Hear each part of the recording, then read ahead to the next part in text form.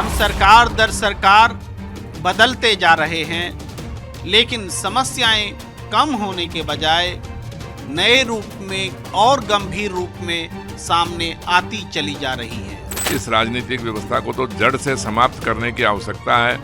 शिक्षा, स्वास्थ्य और सुरक्षा, ये तो किसी भी राजनीतिक व्यवस्था के अंदर एक आपका ऐसा मौलिक अधिकार है। कोई एक छोटे से छोटा नागरिक भी अगर कोई काम करता है तो उसका सारा श्रेय केंद्र सरकार लेने का प्रयास करती है। सारा जो भ्रम है ना, जो भ्रमित राजनीतिक व्यवस्था है, एक दूसरे के ऊपर दोषारोपण की, सब स्पष्टता होगी। सत्ता की जो शक्ति है वो एक पॉइंट के ऊपर रहेगी ही नहीं सत्य बहुमत की राजनीति में। आज के जो हमारे प्रधानमंत्री हैं, ये 543 सीटों पे तो चुनाव भी नहीं लड़ते, फिर ये कैसे कह सकते हैं जी कि मैं पूरे देश की नुमाइंदगी करता हूँ? ये तो हमारी राजनीतिक व्यवस्था का खोट है। और आज की राजनीतिक व्यवस्था के अंदर तो देखिए, ये चुनावों के साथ साथ जितने भी संसद के अंदर कोई बिल पास होते हैं वो बिना चर्चा के ऐसे ही पास हो जाते हैं और ऐसे ही फिर वो वापस भी ले लिए जाते हैं। खाली जुमलेबाजी करके और खाली झूठ बोल के और नारे लगाकर और ऐसे लोगों को झूठे प्रलोभन देकर आप सत्ता के ऊपर आ जाते हो, ये बात गलत है। सच्चाई ये है कि ये ना लोकतंत्र है और ना ही बहुमत है। आप उसकी व्याख्या तो बताइए, किसी प्रकार भी हमें बताइए ना, लोकतंत्र किसको बोलते हैं और बहुमत किसको बोलते हैं? कि एक आदमी, एक उद्योगपति तो 24 घंटे के अंदर अंदर 60,000 70,000 करोड़ रुपए कमा रहा है और एक आदमी को मात्र उसको रोटी खाने के लिए मजदूरी नहीं मिल रही है उसको। जैसे खेती का काम, टेक्सटाइल का काम, पर्यटन का काम और आयुर्वेद का काम, वो तो हम करते नहीं हैं।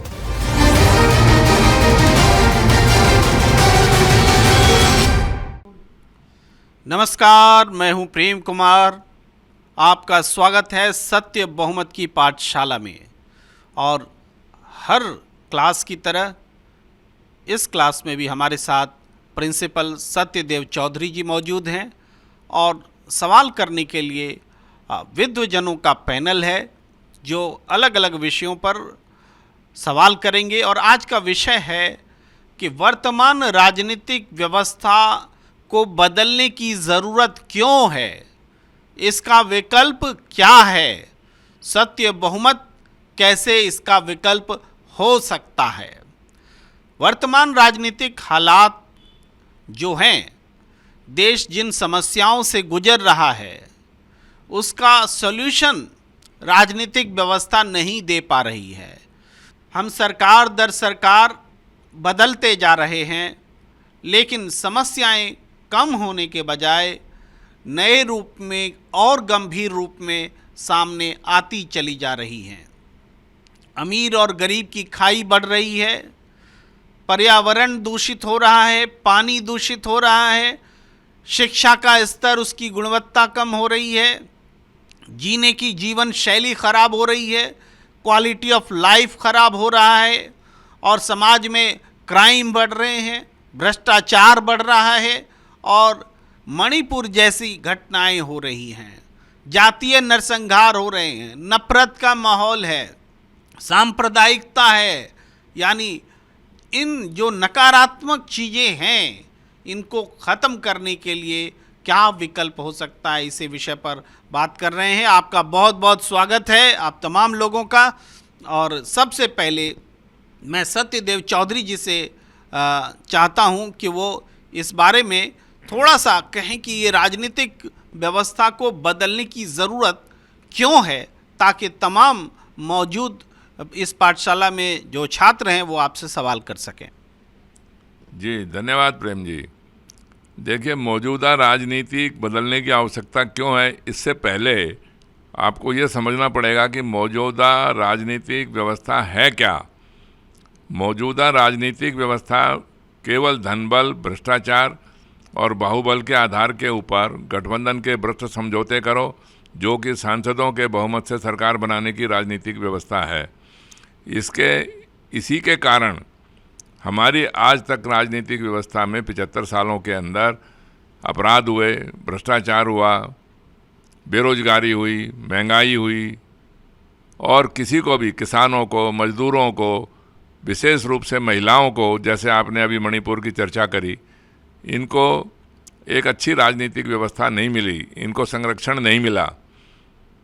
इसी बात के ऊपर चर्चा करते हुए मैं ये समझता हूँ कि इस राजनीतिक व्यवस्था को तो जड़ से समाप्त करने की आवश्यकता है और सत्य बहुमत, जिसको हम वोटों के बहुमत की राजनीतिक व्यवस्था बोलते हैं, इसके ऊपर सत्य बहुमत की राजनीति के ऊपर गहरा चिंतन करने की आवश्यकता है, जिससे कि सरकार जिम्मेवार और जागरूक बने, जिम्मेवार बने और उसके साथ साथ जो हमारे मतदाता हैं, देश के नागरिक हैं, वो भी जिम्मेवार बने।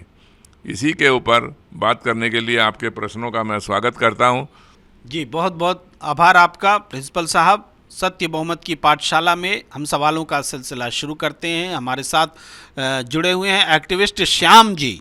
श्याम जी से आग्रह है कि वो इस सवालों की सीरीज को शुरू करें। सीधा सवाल।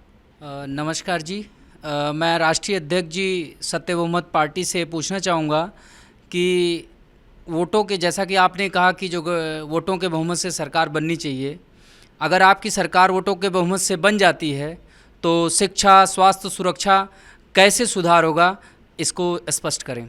पहली बात तो श्याम मोहन जी, देखिए, ये सरकार मेरी अकेले की सरकार नहीं है, ये सरकार आपकी भी है, बल्कि आप ही की सरकार है। ये मेरे अकेले की सरकार का सवाल ही नहीं उठता है। हम सब के सामूहिक सरकार बनेगी और शिक्षा, स्वास्थ्य और सुरक्षा, यह तो किसी भी राजनीतिक व्यवस्था के अंदर एक आपका ऐसा मौलिक अधिकार है जो कि हर सरकारी लोकतांत्रिक राजनीतिक व्यवस्था में देना चाहिए। आज की राजनीतिक व्यवस्था के अंदर भी ये सब चीज़ें बोलने को, कहने को तो हैं। ये सब लोग ऐसा झूठा नारा तो लगाते हैं गरीबों के लिए शिक्षा, स्वास्थ्य और सुरक्षा का, लेकिन है नहीं, सच्चाई में है नहीं। और हम सत्य बहुमत की सरकार बन जाने के बाद सत्य बहुमत की सरकार प्रत्येक नागरिक को, देश का कोई भी नागरिक, चाहे अमीर हो या गरीब हो, सबको एक तरह की शिक्षा देने का, बाकायदा निःशुल्क शिक्षा, स्वास्थ्य और सुरक्षा का एक गारंटी दी जा रही है। ये अब जिसको उससे आगे अगर कहीं आपको कोई भाई एयर कंडीशन स्कूलों में पढ़ना है या कहीं भी जाके करना है तो आपकी मर्जी है, वो आप जैसे मर्जी करिए, जहाँ मर्जी करिए, लेकिन सरकारी व्यवस्था जो होगी वो सबके लिए समान होगी। और जो जहाँ पर भी रह रहा है देश का जो एक नागरिक, उसके घर के कुछ दूरी के अंदर अंदर जो तय कर दिया जाएगा, 1 किलोमीटर 2 किलोमीटर, जहाँ से कि बच्चा पैदल जाके भी वापस आ सके अपने घर में, इस तरीके के स्कूलों के व्यवस्था कर दी जाएगी। ये सत्य बहुमत का मानना है। जी, बहुत बहुत शुक्रिया सत्यदेव चौधरी जी, प्रिंसिपल सत्य बहुमत की पाठशाला। एक बात मेरे मन में भी आता है अक्सर, जब प्रधानमंत्री जी नरेंद्र मोदी जी कहते हैं कि 140 करोड़ लोगों की नुमाइंदगी वो कर रहे हैं, ये तो सत्य बहुमत की ही भाषा मुझे लगती है। सत्य बहुमत तो वही है जिसमें अधिक से अधिक जनता की नुमाइंदगी हो सके। लेकिन इस विषय पर मैं सवाल थोड़ी देर बाद लेकर आऊँगा सत्यदेव चौधरी जी से। तब तक मैं आग्रह करता हूँ ओमनाथ जी से कि वो इस सवाल पूछें। धन्यवाद प्रेम जी। मेरा सवाल प्रिंसिपल जी से है, सत्यदेव चौधरी जी से है कि जब कोई केंद्र की योजनाएं होगी, सत्य बहुमत की सरकार अगर होगी, केंद्र की योजनाएं होगी, तो वो योजनाएं कई राज्य लागू कर देते हैं, कई राज्य सीधे मना कर देते हैं। तो इसको हम लोग कैसे देखेंगे? और ये एक समस्या है क्योंकि अभी कोई योजना है तो वो राज्य उसको लागू नहीं करते हैं। अगर सत्य बहुमत से सरकार हमारी बनेगी तो वो राज्य सरकार वो कैसे देखेंगे कि हमको फिर राज्य सरकार को भी सत्य बहुमत के धर्रे पे लाना पड़ेगा? जी हाँ, बिल्कुल। ये देखिए, जो भी आपका प्रश्न है ना, ये एक जिम्मेवारी और जवाबदेही से अपना पल्ला झाड़ने की बात है। राज्य बोलता है कि ये काम सरकार, केंद्र सरकार का है, केंद्र सरकार बोलती है जी कि ये काम राज्य सरकार का है। और जब राजनीतिक लाभ उठाना होता है केंद्र सरकार को, तो उसका श्रेय सारा, चाहे राज्य ने भी किया, उसका श्रेय केंद्र सरकार लेने का प्रयास करती है। कोई एक छोटे से छोटा नागरिक भी अगर कोई काम करता है तो उसका सारा श्रेय केंद्र सरकार लेने का प्रयास करती है। तो ये देखिए असमानता है ये एक राजनीतिक व्यवस्था के अंदर। और जब सत्य बहुमत की राजनीति होगी तो ये सारा जो भ्रम है ना, जो भ्रमित राजनीतिक व्यवस्था है, एक दूसरे के ऊपर दोषारोपण की, सब स्पष्टता होगी कि कौन सा काम किसका है, किसका नहीं है, राज्यों का काम क्या है या केंद्र का काम क्या है। इन सारी चीज़ों के अंदर स्पष्टता नहीं है, तभी तो ये सारा चक्कर पड़ गया ना। आज के दिन अगर आप देखेंगे तो मुझे लगता है कि शायद राज्यों का तो कोई काम बचा ही नहीं। जो भी काम करना है देश की विकास के ऊपर, देश की राजनीतिक व्यवस्था के ऊपर, वो केवल और केवल हमारे प्रधानमंत्री जी का काम रह गया। रेल की झंडी दिखाना हो, किसी सड़क का उद्घाटन करना हो, किसी सुरंग का उद्घाटन करना हो, किसी सड़क का उद्घाटन करना हो, कुछ भी करना हो, वो सारे का सारा काम प्रधानमंत्री जी करेंगे। आपके अभी जो नई संसद का उसके ज़मीन का जो क्या बोलते हैं उसको भूमि पूजन करना था, वो प्रधानमंत्री जी करेंगे। और उसके बाद में उसका उद्घाटन भी प्रधानमंत्री जी करेंगे। यहाँ तक कि किसी को अपने अगल बगल में खड़ा भी नहीं होने देते। तो इनके तो दिमाग में ही नहीं है कि हमारे को एक ऐसी राज्यों के ऊपर आधारित कोई राजनीति करनी है, और हम तो बाकायदा इसका विकेंद्रीकरण कर देंगे। जो भी ये जो सत्ता का जो अधिकार है, इसका विकेंद्रीकरण कर देंगे। ये केंद्रित एकदम एक पूरी सत्ता की जो शक्ति है वो एक पॉइंट के ऊपर रहेगी ही नहीं सत्य बहुमत की राजनीति में। बहुत बड़ी बात कह रहे हैं प्रिंसिपल साहब सत्यदेव चौधरी जी कि सत्ता के अधिकार का विकेंद्रीकरण, डिसेंट्रलाइजेशन ऑफ राइट्स, ये ऐसी बात है जो कि बहुत ज़रूरी है, बहुत लोकतांत्रिक है, और ये सत्य बहुमत के कॉन्सेप्ट में बहुत अच्छे से हो सकता है। थोड़ा सा बोलने की ज़रूरत कि सत्य बहुमत क्या है। सत्य बहुमत मतलब जनता के वोटों से ऐसी सरकार चुनी जाए जो सीधे जिस पार्टी को सबसे ज़्यादा वोट मिले वो पार्टी सरकार बनाए। कभी बीच में मध्यावधि चुनाव का झंझट नहीं, सांसदों को खरीद फरोख्त की बात नहीं। तो ये सत्य बहुमत है। और मैं कह रहा था कि नरेंद्र मोदी जी कहते हैं कि 140 करोड़ लोगों की नुमाइंदगी कर रहे हैं। नुमाइंदगी ज़रूर कर रहे हैं क्योंकि देश के प्रतिनिधि, देश के सेवक हैं आप, लेकिन क्या 140 करोड़ लोगों की भागीदारी है इस लोकतंत्र में? यही बड़ा सवाल है, और इसी सवाल को ढूंढने के लिए तो हम पाठशाला में बैठे हैं। अगला सवाल मैं रजत जी के पास आता हूं। रजत जी युवा हैं, कर्मठ हैं और लगातार फील्ड में रहते हैं, सक्रिय रहते हैं। तो रजत जी आप सवाल करें। धन्यवाद प्रेम जी। सर मेरा आपसे ये सवाल है कि जैसे कहा जाता है और है भी कि भारत विश्व का सबसे बड़ा लोकतंत्र है, और जो चुनाव होते हैं वो इस लोकतंत्र के पर्व हैं, त्यौहार हैं जो खुशियां लेकर आते हैं। उसके बाद सर ऐसा क्यों है कि जो लोग हैं इसमें भागीदारी नहीं लेते हैं, वोटिंग परसेंट बहुत कम रहता है। और जैसे सर हम फील्ड में घूमते हैं तो हम लोगों से पूछते हैं कि आपके सांसद कौन है, आपके विधायक कौन है, आपकी विधानसभा कौन सी है, आपकी लोकसभा कौन सी है। तो लोगों को ये जानकारी नहीं है कि हमारा विधायक कौन है, हमारा सांसद कौन है, या फिर हमारी विधानसभा, हमारी लोकसभा कौन सी है। तो सर ये चुनाव से और राजनीति से जो सामान्य लोग हैं वो इतने उदासीन क्यों हैं सर? बहुत बेहतरीन सवाल है। उम्मीद है आप दर्शकों को जवाब मिलेगा। देखिए रजत भाई, आपका सवाल तो बिल्कुल बहुत श्रेष्ठ प्रश्न है, लेकिन ये जो 140 करोड़ की नुमाइंदगी वाला जो सरकार बताते हैं ना, ये लोग हमारे देश की पूरी राजनीतिक व्यवस्था 140 करोड़ जो लोग हैं या उनके अंदर जितने भी मतदाता हैं वो 543 सांसदों के अंदर निर्भर है।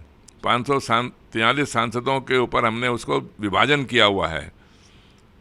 आज के जो हमारे प्रधानमंत्री हैं ये 543 सीटों पे तो चुनाव भी नहीं लड़ते। फिर ये कैसे कह सकते हैं जी कि मैं पूरे देश की नुमाइंदगी करता हूँ? ये तो हमारी राजनीतिक व्यवस्था का खोट है कि थोड़े से लोगों के ध्रुवीकरण करके और जरा से लोगों के वोट लेके और कुछ सीटों के ऊपर कब्जा करके आप बहुमत से सरकार बना लीजिए और फिर पूरे देश के प्रधानमंत्री और पूरे देश के ऊपर सरकार स्थापित कर लीजिए अपनी। तो जो लोग आपसे सहमत नहीं हैं उनके भी आप प्रधानमंत्री बन गए, उनकी भी आप सरकार बन गए। और आज की राजनीतिक व्यवस्था के अंदर तो देखिए, यह चुनावों के साथ साथ जितने भी संसद के अंदर कोई बिल पास होते हैं वो बिना चर्चा के ऐसे ही पास हो जाते हैं और ऐसे ही फिर वो वापस भी ले लिए जाते हैं। ये राजनीतिक व्यवस्था सिवाय समय बर्बादी के कुछ नहीं है, और इसीलिए आपका और हमारा विकास नहीं हो पाया। इसीलिए जो धर्मों के नाम से जो नफ़रत है आज के दिन, जो डर का माहौल है, यही इसी का कारण है।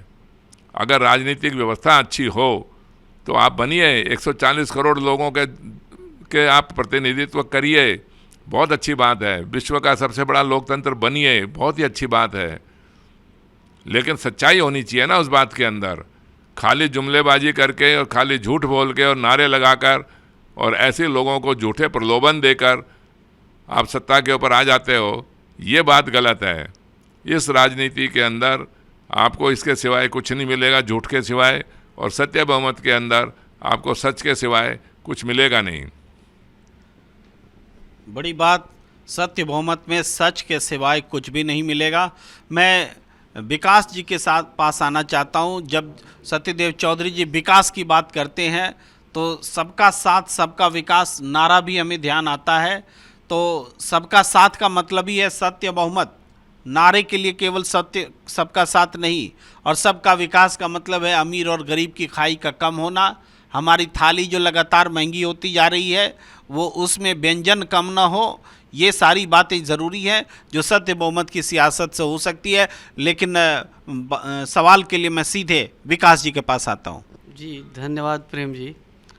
मेरा सवाल सत्य बहुमत की पाठशाला के प्रिंसिपल सत्यदेव चौधरी से ये है, 2014 के चुनाव से पहले कई बार ऐसी बातें होती थी कि जो चुनाव हो रहा है तो जनादेश, खंडित जनादेश आता है, इसलिए सरकारें मजबूती से अपनी नीतियों को लागू नहीं कर पाती है और वो नहीं हो पा रहा है। लेकिन 2014 के बाद वो बहुमत प्रचंड बहुमत हो गया और लगातार प्रचंडता उसकी बढ़ती जा रही है। फिर भी इतनी लोगों में नाराज़गी है, समस्याएं हैं, कई जगह कई तरह के धरने प्रदर्शन विरोध होते हैं, और वो जो नीतियां जिसके बारे में बात होती थी कि वो प्रचंड बहुमत के न होने से वो नीतियां नहीं लागू कर पाती है। राज्यों में सरकारें अलग होती है, सेंटर में कुछ और होती है, जिससे दोनों में सामंजस्य नहीं होता। तो वो सारी चीज़ें अब हमारे सामने, फिर भी समस्याएं क्यों हैं? देखिए विकास जी, आप चाहे इस राजनीतिक, हमारी वर्तमान राजनीतिक व्यवस्था को आप चाहे प्रचंड बहुमत बोलो, पूर्ण बहुमत बोलो, साधारण बहुमत बोलो, जैसे मर्जी बहुमत बोलिए, ये भी केवल एक शब्द है, बहुमत और लोकतंत्र। लेकिन वास्तव के अंदर सच्चाई ये है कि ये ना लोकतंत्र है और ना ही बहुमत है। आप उसकी व्याख्या तो बताइए, किसी प्रकार भी हमें बताइए ना, लोकतंत्र किसको बोलते हैं और बहुमत किसको बोलते हैं।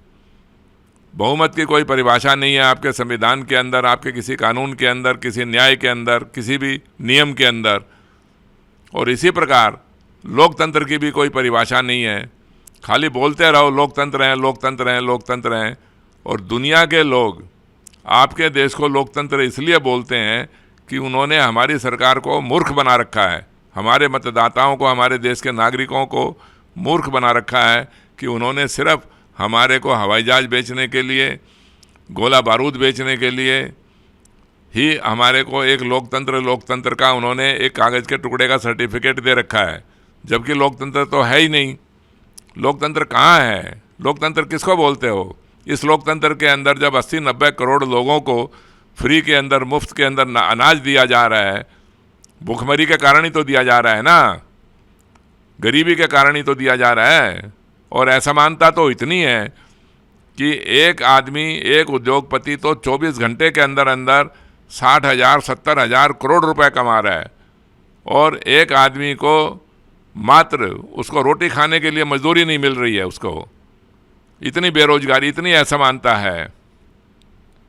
आप हमारे जो भी ये विदेशी जो मुद्रा है उसका भाव देख लीजिए, डॉलर का, पाउंड का, या किसी और देश की करेंसी का। हमारा एक्सपोर्ट का हालत देख लीजिए, हमारा निर्यात हमेशा ही हर बारी घटता ही घटता है। तो ये तो, और जिस राजनीतिक व्यवस्था के अंदर जो काम हम हमारे देश के लोग कर सकते हैं, जैसे खेती का काम, टेक्सटाइल का काम, पर्यटन का काम और आयुर्वेद का काम, वो तो हम करते नहीं हैं। और हम लग गए किसी ऐसे आर्टिफिशियल इंटेलिजेंसी के अंदर और एक ऐसे आईटी सेक्टर के अंदर और एक ऐसे विध्वंसकारी निर्माण में लग गए जिसका आपको अंततः उसका भुगतना पड़ेगा, उसका परिणाम। अच्छा यही हो कि जो आपके देश का आधार है, खेती जैसे आधार है, टेक्सटाइल जैसे आधार है, या पर्यटन आधार है और आयुर्वेद आधार है, इसको ऊपर आप आधारित अगर काम करेंगे तो आपकी राजनीतिक व्यवस्था भी अच्छी बनेगी और आपकी समृद्धि भी बढ़ेगी। ये बहुत महत्वपूर्ण बात सत्यदेव चौधरी जी कह रहे हैं कि हमारे देश में जो लोकतंत्र है ये स्यूडो डेमोक्रेसी आप कह सकते हैं। जो विकास जी ने जो सवाल किए उस सवाल में इसी स्यूडो डेमोक्रेसी के अलग अलग स्वरूप सामने आए। कभी अल्पमत की सरकार, कभी बहुत बहुमत की सरकार, कभी गठबंधन सरकार, कभी एक दलीय सरकार, लेकिन सारे प्रयोग हमने देख लिए। ये प्रयोग भी राजनीतिक व्यवस्था चूँकि एक ही है, सभी सांसद ही इस सरकार को चुनते हैं। सांसद मतदाताओं की शक्ति का इस्तेमाल खुद के खरीद बिक्री करने में, सरकार बनाने में करते हैं। इसलिए ये राजनीतिक व्यवस्था चाहे किसी भी रूप में सरकारें बनी हो, समाधान लेकर नहीं आई। अब मैं आगे सवाल पूछने के लिए आमंत्रित करता हूँ। सुमित शर्मा जी हैं हमारे साथ में, यंग हैं, स्टूडेंट हैं और अभी मध्य प्रदेश से हैं और हम ये कहना चाहेंगे कि जॉब सीकर हैं, जॉब नौकरी खोजने वाले हैं, युवा हैं। आप पूछें सवाल। जी नमस्कार। मेरा सवाल आदरणीय राष्ट्रीय अध्यक्ष जी से है। तो मेरा सवाल ये है कि आप जो राजनीतिक व्यवस्था में बदलाव चाहते हैं, इसमें आप युवाओं को कहाँ रखना चाहते हैं और रोजगार के क्या साधन युवाओं को मुहैया कराए जाएंगे? युवा की ज़ुबान से सबसे महत्वपूर्ण सवाल कि हमारी बेरोजगारी कैसे दूर होगी। किसी भी देश की राजनीतिक व्यवस्था में देखिए युवाओं का ज़बरदस्त महत्वपूर्ण स्थान होता है। और जब हमारे युवा बेरोजगार होते हैं ना, तो मुझे तो बहुत बड़ा दर्द है उस बात का। युवाओं का काम बेरोजगार होना नहीं है, युवाओं का काम खेती करना है, युवाओं का काम कारखानों में काम करना है। तो जब युवा ही बेरोजगार हैं तो वो देश विकास कैसे करेगा? और आपको मैंने सबसे पहले सवाल का जवाब ये दिया था कि प्रत्येक देश के नागरिक को निःशुल्क शिक्षा, स्वास्थ्य और सुरक्षा दी जाएगी। इसका मतलब यही है कि हम किसी को भी बेरोजगार नहीं रहने देंगे। और हमारे पास देखिए असमानता है, चाहे वो आर्थिक असमानता है या बेरोजगारी के अंदर असमानता है, राजनीतिक असमानता है। एक तरफ तो कहीं पर भी किसी कारखानों के अंदर आपको रोजगार काम करने वाले कारीगर नहीं हैं, और दूसरी तरफ बेरोजगारों की संख्या इतनी लंबी लिस्ट बनी हुई है। एक तरफ तो आप खेती नहीं करना चाहते, खेती के अंदर जरा से किसानों के अंदर खेती का काम करने वालों के अंदर भी खेती का काम करने वाले लोग नहीं हैं। और एक तरफ आप जाके देखोगे तो खेतों के अंदर शराब की दुकानें खुली हुई हैं, शराब की दुकानें, गुटखे की दुकानें, और लाइन लगी हुई है इस तरीके से। तो थोड़ी असमानता है, ये बेरोजगारी की समस्या है। मैं मानता हूँ आपकी बात को कि बेरोजगारी की भी एक भयंकर समस्या है हमारे देश के अंदर, लेकिन इसके साथ साथ इसका जो प्रतिबंधन है रोजगार का, ये भी ठीक नहीं है। जहाँ पर जिस व्यक्ति से जो काम करवाना चाहिए वो काम हम नहीं करवाए जा रहे, और क्योंकि हमारे पास कोई डाटा ही नहीं है, कोई हमारे पास इस तरीके का आंकड़ा नहीं है कि कौन से सेक्टर के अंदर कितने, हमें कैसे किस किस तरह के लोग चाहिए। यहाँ तो हर युवा बस खाली एक राजनीति के ऊपर बात करने की कोशिश करता है और राजनीति में ही एंटर करने की कोशिश करता है। तो खाली राजनीति के अंदर आने से तो युवाओं को रोजगार नहीं मिलेगा ना। रोजगार तो मिलेगा एक सरकारी व्यवस्था के कारण, सरकारी प्रबंधन के कारण। और वो सत्य बहुमत की राजनीति एक ऐसा रोड मैप, एक ऐसा प्लान बना देगी कि आपको बेरोजगार तो रहने की ज़रूरत ही नहीं पड़ेगी, आप बल्कि कम पड़ेंगे। हमारे पास ऐसे कार्यक्रम करने के योजनाएं हैं जिसके अंदर मैंने अभी बताया कि जैसे खेती, टेक्सटाइल, आयुर्वेद और पर्यटन के अंदर ये हमारे जितने भी युवा बेरोजगार हैं उससे भी, और जितने भी चाहे 4 गुना युवा भी होंगे तो भी रोजगार उनको मिल जाएगा। जी, गंभीर चर्चा हो रही है और हमारे प्रिंसिपल साहब जवाब दे रहे हैं, हर सवाल का जवाब दे रहे हैं। हमारे देश में बेरोजगारी है, रोजगार के अवसर भी हैं, लेकिन एक आंकड़े से मैं बताना चाहता हूं कि क्या स्थिति है। अगर रोजगार के अवसर हैं तो बेरोजगारी क्यों है, बड़ा सवाल है। हमारे देश में CMIE का डेटा है कि वर्क फोर्स 40% से भी कम के लेवल पर आ गया है। वर्क फोर्स का मतलब क्या होता है? वर्क फोर्स का मतलब ये है कि वो श्रम बल जो काम करने के लिए एलिजिबल है, काम करने के लिए एलिजिबल है, वो श्रम बल वर्क फोर्स की कैटेगरी में आता है। लेकिन इसका मतलब क्या है 40% श्रम बल होने का मतलब? कि मतलब ये है कि 60% लोग श्रम बल होकर के भी श्रम बल में काउंट नहीं हो रहे हैं। यानी उन्होंने या तो नौकरी मांगना छोड़ दिया है, या तो नौकरी करना नहीं चाहते, या नौकरी के लायक नहीं है। आप जो समझ लीजिए, 60% आबादी हमारी जो एलिजिबल है वर्क के लिए, वो वर्क फोर्स से बाहर है। ये गंभीर स्थिति है और सत्यदेव चौधरी जी भरोसा दे रहे हैं कि जब राजनीति बदलेगी तो सबके लिए परिस्थिति बदल जाएगी। हमारा ये आइडल जो 60% श्रम बल है वो आइडल नहीं रहेगा। अब मैं आता हूँ सुरेश जायसवाल जी के पास। बहुत अनुभव है आपके पास, जीवन के हर तरह के अनुभव हैं। मैं आपसे सवाल करना चाहता हूँ, आपकी ओर माइक देता हूँ कि आप सवाल करें कि आप अनुभव के आधार पर कैसी दिक्कतें हैं और कैसी उम्मीदें हैं आपकी सत्य बहुमत से। मेरी राष्ट्रीय अध्यक्ष जी से कहना है, मेरी जब सरकार बनेगी, यानी सत्य बहुमत पार्टी की सरकार जब बनेगी, आज की जो लोकसभा, राज्यसभा जो नहीं चल रहा है और उसमें नियम पर नियम जो अभी सरकार है पास करते जा रहे हैं, वो कैसे ठीक होगा, उस पर हमारे राष्ट्रीय अध्यक्ष जी प्रकाश डालें। ये तो देखिए सुरेश जी, अब लोकसभा क्या है, राज्यसभा क्या है, नियम कैसे पास हो रहे हैं, कैसे पास नहीं हो रहे हैं, ये तो एक आपने बहुत आगे की बातों की चर्चा कर दी। आज के दिन तो समस्या ये है कि जो आज की राजनीति है और जो हम जिस राजनीति को चाहते हैं उसी के ऊपर हम केंद्रित होकर सवाल करें तो ज़्यादा अच्छा है। लेकिन फिर भी आप मुझे ये बताइए, मेरे ख्याल से दुनिया के अंदर हमारा देश एक ऐसा देश है जिसके अंदर सबसे ज़्यादा खाली सैकड़ों हज़ारों में नहीं, शायद लाखों के अंदर कानून हैं और उनका पालन कोई करने वाला है ही नहीं, कोई देखने वाला उसको है ही नहीं। ये तो सिर्फ एक धनबली और बाहुबली के आधार के ऊपर नियम भी बन रहे हैं, नियम पास भी हो रहे हैं और उनका पालन भी किया जा रहा है। एक ही आप मुझे बताइए कि एक ही मुकदमे के कई न्यायालयों में आप चले जाइए, अलग अलग न्यायालयों के अंदर आपको अलग अलग तरह के निर्णय मिलेंगे। इन कानूनों की तो बात छोड़ दीजिए, जो कानून बनाने वाले हैं वो बनाने वाले खुद नहीं जानते कि हमने कैसा कानून बना दिया। जैसे आपने किसानों के बिल देखे, उनको नहीं मालूम कि क्या किसानों के बिल थे। जैसे इन्होंने GST का नियम बना दिया, इनको नहीं पता GST क्या चीज़ है। जैसे इन्होंने नोटबंदी की बातें करी, इनको नहीं पता कि नोटबंदी क्या चीज़ है और उसका परिणाम क्या निकला।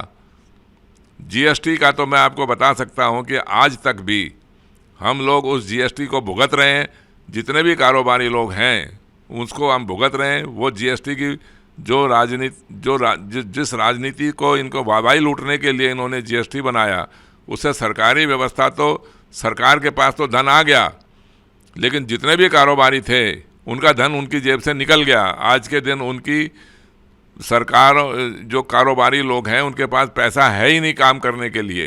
ये तो सारे का सारा पैसा सिमट के सरकारी नेताओं के पास या जो चंद मुट्ठी भर जो पूंजीपति लोग हैं, धनबली लोग हैं, बस खाली वहीं चला गया, बाकी के सब लोग तो सारे बेकार हो गए।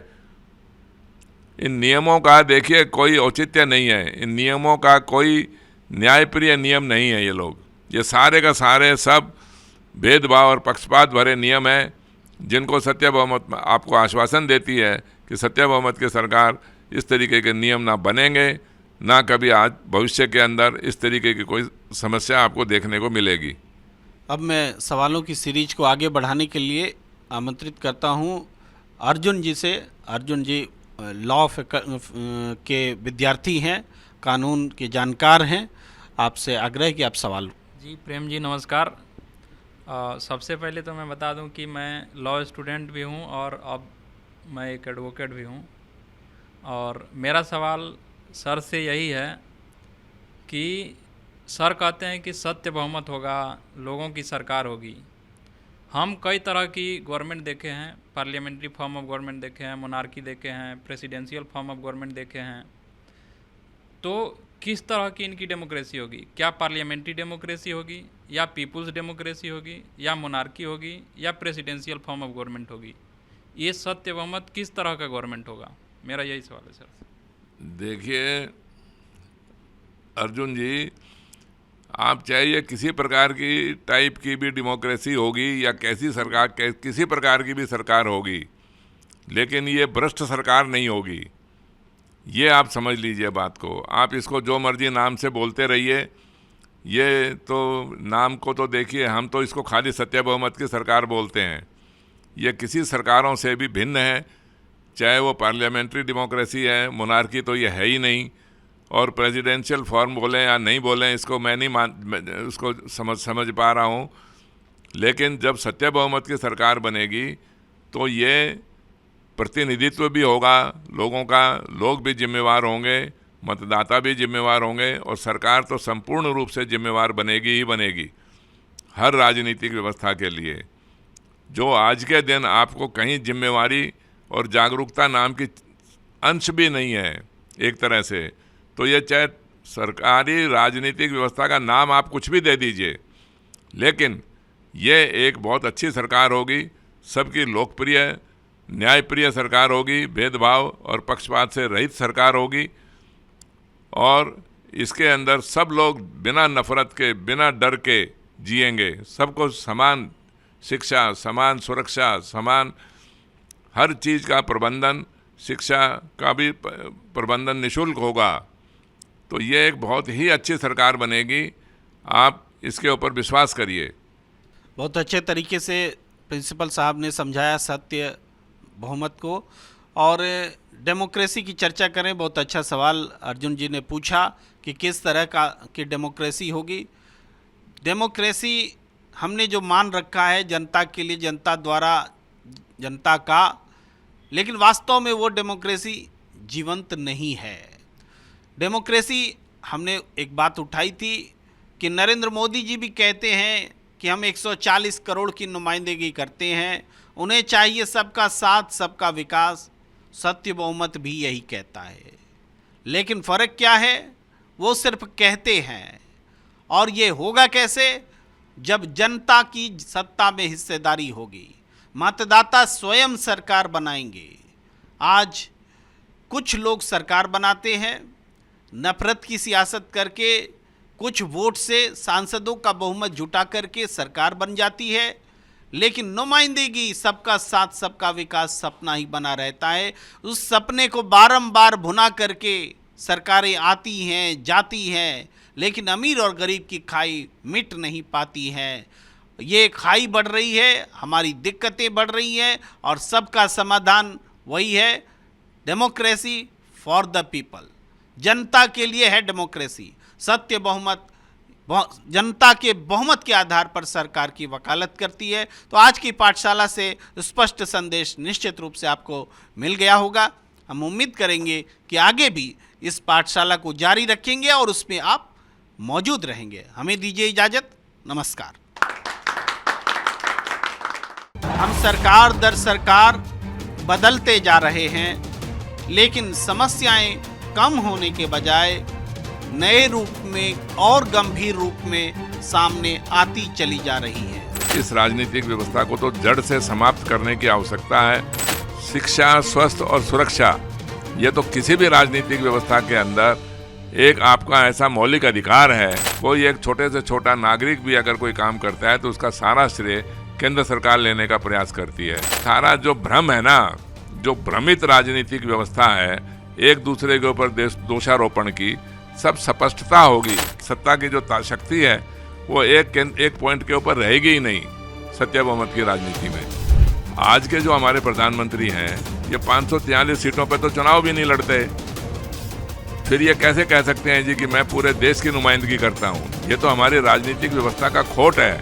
और आज की राजनीतिक व्यवस्था के अंदर तो देखिए, ये चुनावों के साथ साथ जितने भी संसद के अंदर कोई बिल पास होते हैं वो बिना चर्चा के ऐसे ही पास हो जाते हैं और ऐसे ही फिर वो वापस भी ले लिए जाते हैं। खाली जुमलेबाजी करके और खाली झूठ बोल के और नारे लगाकर और ऐसे लोगों को झूठे प्रलोभन देकर आप सत्ता के ऊपर आ जाते हो, ये बात गलत है। सच्चाई ये है कि ये ना लोकतंत्र है और ना ही बहुमत है। आप उसकी व्याख्या तो बताइए, किसी प्रकार भी हमें बताइए ना, लोकतंत्र किसको बोलते हैं और बहुमत किसको बोलते हैं? कि एक आदमी, एक उद्योगपति तो 24 घंटे के अंदर अंदर 60,000 70,000 करोड़ रुपए कमा रहा है और एक आदमी को मात्र उसको रोटी खाने के लिए मजदूरी नहीं मिल रही है उसको। जैसे खेती का काम, टेक्सटाइल का काम, पर्यटन का काम और आयुर्वेद का काम, वो तो हम करते नहीं हैं।